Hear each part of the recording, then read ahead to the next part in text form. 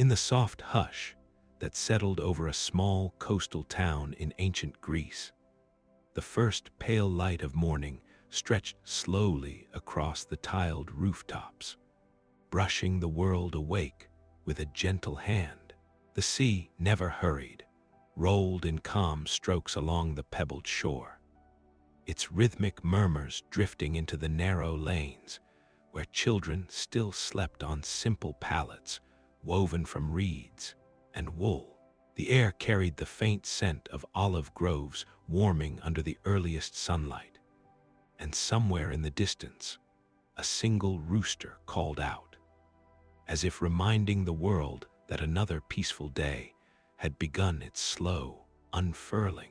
Within a modest household near the lower part of the town, a young boy stirred beneath a light blanket. His name was Nicandros, though his mother usually called him Nicken. He stretched in the mild warmth that crept in from the short window, and for a moment he lay still, listening to the gentle sounds beyond the walls. He could hear his mother grinding barley in the courtyard, her movements unhurried and steady, like small tides on stone. He could hear the soft bleating of a goat tied near the entrance, and the whisper of his younger sister turning in her sleep. Rising quietly, he stepped onto the cool floor, feeling the familiar texture of the packed earth. The house was small, built with clay bricks and a simple wooden frame, its rooms arranged around a courtyard where most of the family's daily life unfolded. As he stepped outside, the sunlight touched his face with a soft, almost affectionate brightness. His mother greeted him with a gentle nod, her hands white with grain dust, and he returned the gesture with a quiet murmur. A pot of warm porridge simmered above the coals, sending out a faint, comforting aroma. He sat on a low stool, listening to the soft hiss of grain thickening in the pot as his mother stirred it carefully with a wooden spoon. His sister soon emerged, rubbing her eyes, and the three of them shared the simple morning meal. The porridge tasted of barley and honey, mild and familiar, offering the sleepy comfort that began most of their days. After breakfast, Nicandros stepped outside the courtyard and wandered toward the lane that led to the central square. The stones beneath his feet were cool and smooth, worn by countless footsteps over the years.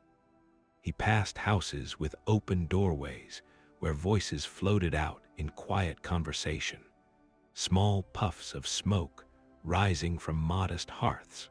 The smell of baking bread drifted softly across the lane, warm and yeasty, mingling with the faint tang of the sea breeze. A few older boys were already gathering in the square, their faces bright with anticipation.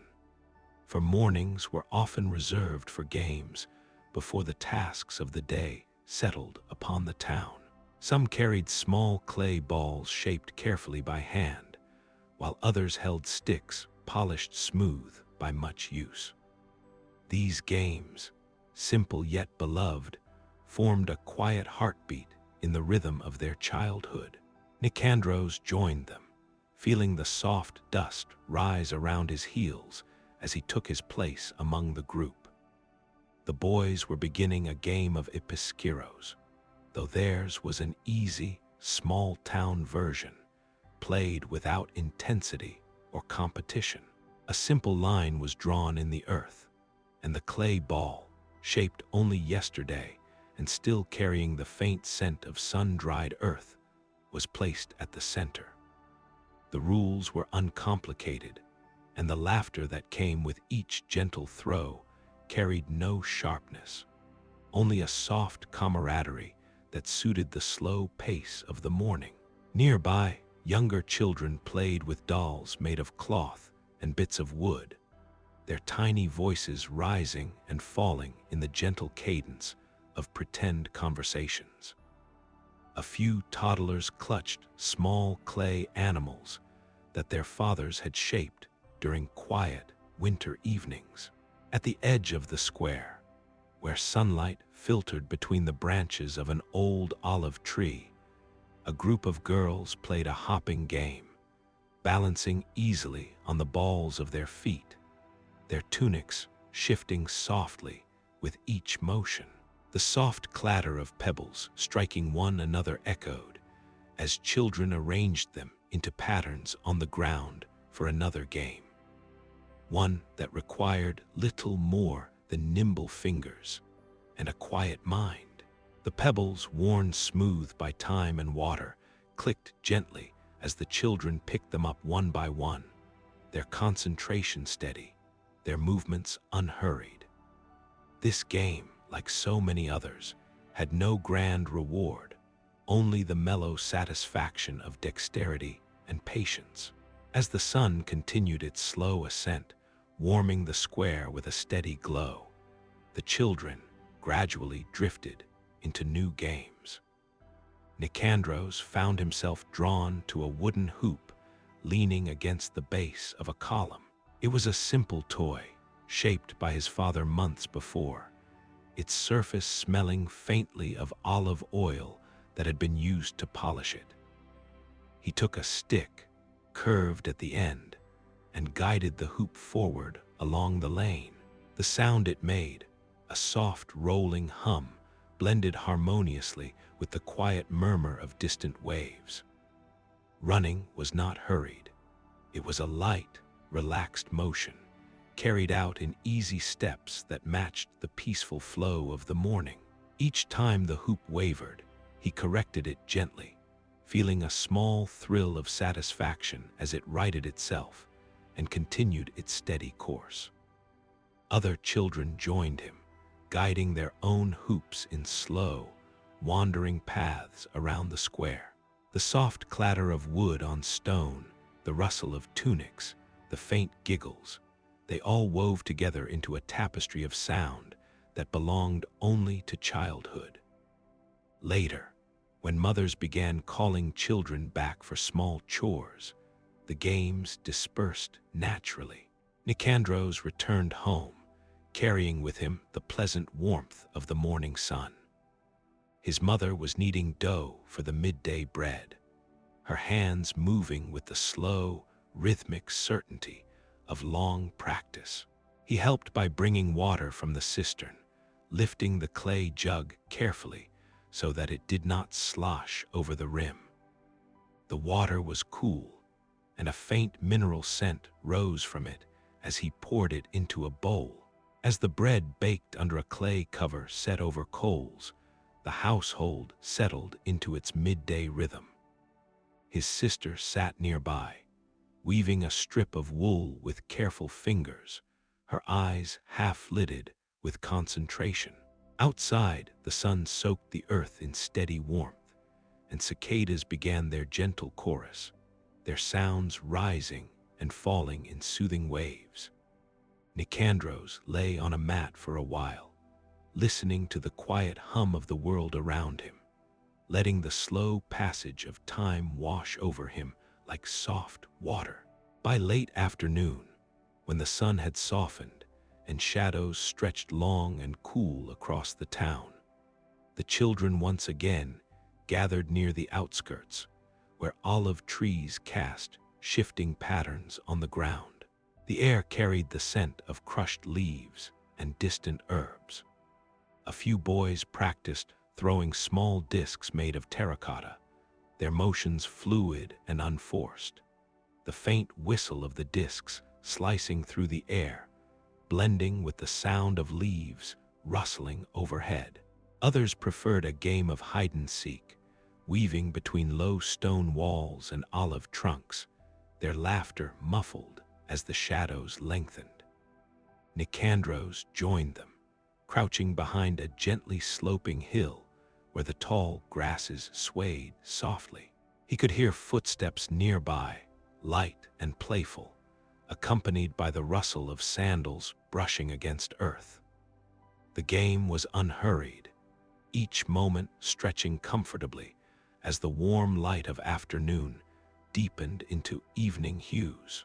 When at last he stepped from his hiding place, dust clinging lightly to his feet, he found a few children gathered around an older boy who was telling a quiet story.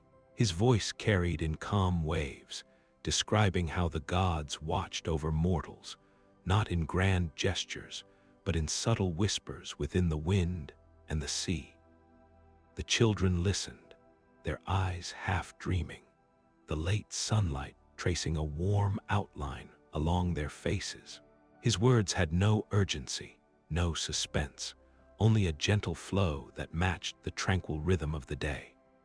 Slowly, the scent of evening meals cooking began drifting through the air, garlic warming in oil, herbs releasing their fragrance, fish grilling quietly on small hearths.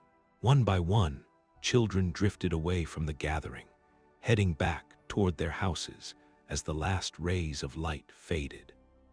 Nicandros walked home along a familiar path, his shadow stretching before him as the sky turned soft shades of rose and amber. Inside the house, his mother placed a bowl of lentil stew on the low table, its aroma comforting and earthy. His father had returned from the fields, his tunic dusty and his movements relaxed after a long day of work. The family ate together in quiet contentment, savoring the gentle flavors that marked their simple meals. The stew was thick and warm, and each spoonful carried with it the softness of evenings long lived and often repeated. After supper, as the courtyard grew dim and the first stars appeared overhead, Nicandros sat near the threshold, watching the flickering flame of a small oil lamp. The air was cooling, carrying with it the faint scent of the sea and the soft chorus of insects beginning their nightly song. His sister leaned against their mother, her eyes growing heavy as sleep crept in around the edges. Nicandros felt his own eyelids drifting low, the calm weariness of a gentle day settling over him. He thought of the morning's laughter, the afternoon games, the soft rhythm of chores and meals. Nothing in the day had been hurried, nothing had been rushed. It had flowed like the tide, steady, predictable, peaceful. When he finally lay down on his pallet, pulling the light blanket up to his chest, the sounds of the town surrounded him in a mellow harmony. Distant footsteps faded along the lane, and somewhere a dog barked softly before settling into silence. The sea whispered beyond the darkened streets, its steady breath lulling him deeper into rest. In that quiet moment, lying beneath the tender glow of a fading oil lamp, he drifted toward sleep with the contentment that came from simple pleasures. Morning would return with its familiar light, and another gentle day of childhood, games, and quiet discoveries would unfold in its patient way. For in this small Greek town, life moved with an unchanging calm, and each child grew up held by the slow, soothing rhythm that shaped their days. And so, with the soft murmur of the Aegean carrying through the open window, Nicandros closed his eyes, already dreaming of the steady roll of his wooden hoop, the laughter of friends, and the peaceful cadence of another sunlit morning waiting just beyond the dawn.